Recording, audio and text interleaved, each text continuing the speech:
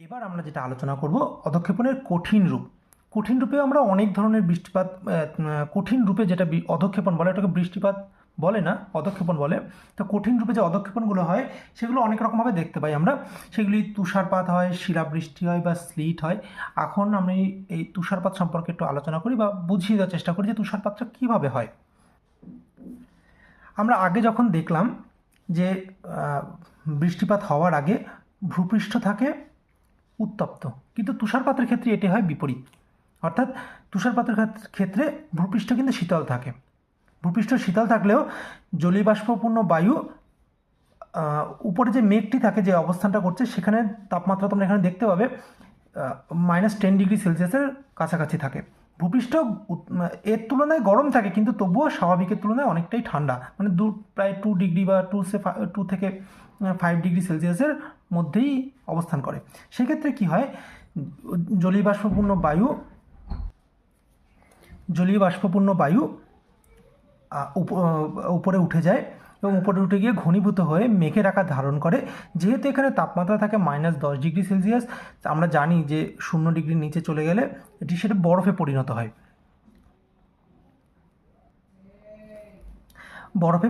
হয়। এবং যখন ছোট বরফ কণা থেকে এটি বড় বড় বরফ কণায় পরিণত হয়, এই বরফ কণাগুলি মাধ্যাকর্ষণ শক্তির টানে পৃথিবীর দিকে পড়ে আসে।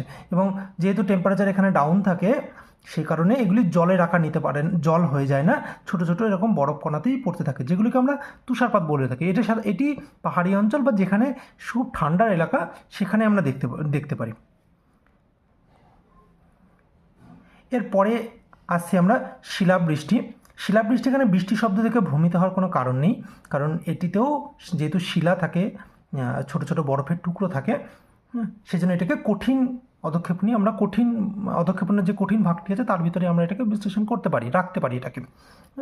এক্ষেত্রে এই শিলাবৃষ্টিটি আমাদের এলাকায় খুবই, ভারত ভূখণ্ডে এটি বেশি দেখা যায়।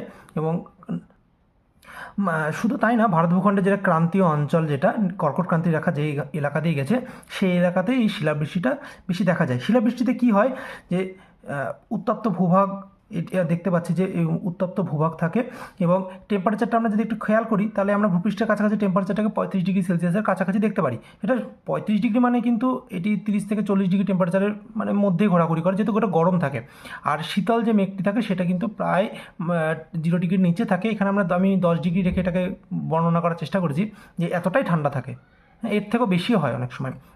তো এক্ষেত্রে কী হয় যে জলীয়বাষ্পপূর্ণ বায়ুটা উপরে যাওয়ার পরে এখানে গিয়ে ঘনীভূত থেকে টেম্পারেচার ডাউনের জন্য এতটাই ডাউন থাকে বলে এই জলকণাগুলো ছোটো ছোটো বরফ কণায় পরিণত হয়, এবং ছোটো ছোটো বরফ কণাগুলি বড় বড় বরফ কণায় পরিণত হয়। এবং একটি সময় পরে এটি যখন ওজন ধরে রাখতে পারে না উপরে, তখন মাধ্যাকর্ষণ শক্তির টানে এটি আবার এই ছোটো ছোটো বরফের টুকরোগুলো পৃথিবীর দিকে ধাবিত হয়। এই যে এই ছোটো ছোটো বরফের টুকরোগুলো যে পড়ছে, এগুলোকে আমরা শিলাবৃষ্টি বলি। আমরা বৃষ্টির পর অনেক সময় দেখেছি যে ছোটো ছোটো শিলাখণ্ডকে আমরা দেখেছি, যেগুলো অনেক জায়গাতে গোলাও বলে থাকে। তো এটিকে শিলাবৃষ্টি আমরা বলে থাকি। এর পরবর্তী যে অধঃক্ষেপণটি আমরা দেখতে পারি, সেটিকে আমরা স্লিট বলে থাকি। স্লিট এবং শিলাবৃষ্টি দুটি একই রকম হলেও কিছুটা পার্থক্য অবশ্যই রয়েছে। ভূপৃষ্ঠের থেকে আমরা দাঁড়িয়ে থেকে আমরা সেটিকে একই রকম দেখতে পারি, কিন্তু আকাশের ভিতরকার যে কারুকার্য থাকে, সেক্ষেত্রে দুটি সম্পূর্ণ আলাদা।